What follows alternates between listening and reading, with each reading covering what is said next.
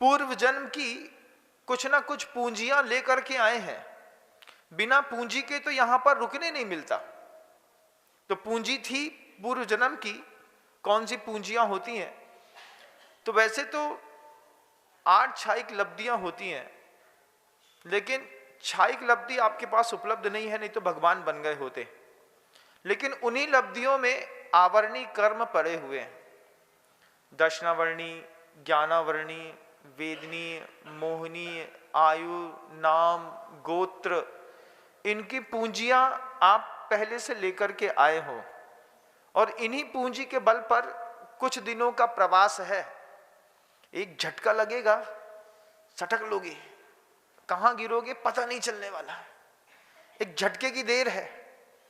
हम आपको अपने जीवन का उदाहरण दिखाते हैं। कटंगी में, जबलपुर के पास कटंगी शहर है, स्कूल में रुकना हुआ।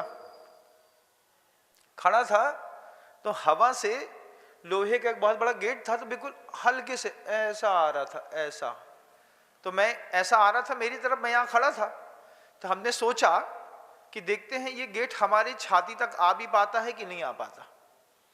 और गेट छाती तक आ करके छाती से टकराया। इतना धीमे आ रहा था कि यहां तक ऐसा टकराया। तो हमने कहा इसी से रोक लेंगे, और जैसे ही रोकने की कोशिश करी तो अंदर की हड्डी डैमेज हो गई। जब अंदर दर्द हुआ तो 2 महीने तक छींक नहीं सकते, 2 महीने तक खांस नहीं सकते, 2 महीने तक गहरी सांस ले नहीं सकते।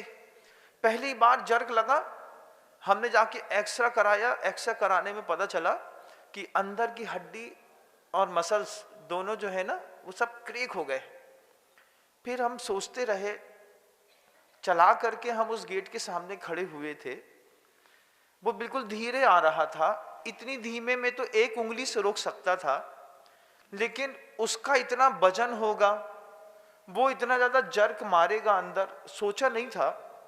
2 महीने तक बंधुओं रात में पूरे में बेल्ट बांध करके सोना पड़ता था, तब जाकर के उसका दर्द खत्म हुआ। तब समझ में आई ये बात कि छोटी सी वस्तु भी, इतनी सी वस्तु भी दुख का इतना बड़ा निमित्त बन जाती है, अगर कर्म खराब चल रहे हो तो। आप लोग इन लोगों को देखते होंगे, रास्ते में टमाटर का ठेला लगाने वाले, कोई डोसा बेचने वाला, कोई कुछ बीड़ी सिगरेट पान बेचने वाला। उनको देख करके मन के अंदर भाव होता है, अरे कुछ नहीं कमाओ इनने आज तक। लेकिन अगर आप आगम की दृष्टि से देखेंगे तो आपको दिखेगा कि वो भी पूंजीपति है। पिछले भाव का कुछ लेकर के आया है, तभी तो इस भाव में सरवाइव कर रहा है।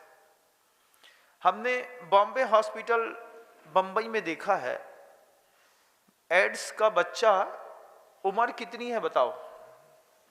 उम्र है 2.5 साल। 2.5 साल की उम्र में बच्चे को एड्स हो गया। बच्चा पेट के अंदर ही है और उसको कैंसर हो गया। टेक्नोलॉजी कितनी डेवलपमेंट वाली है कि बच्चा पेट के अंदर है, उसको कैंसर हो गया है। बच्चा हाथ में है, हाथ के बच्चे को कैंसर हो गया है, तो वहां बच्चे का इलाज कराया जा रहा है। कोई 2 साल, 2.5 साल, 3 साल, 4 साल, 5 साल का बच्चा है, कैंसर पेशेंट है। उसके पास पूर्व भव का ऐसा कुछ है जिस कारण से आते ही साथ देह बिल्कुल सड़ रही है।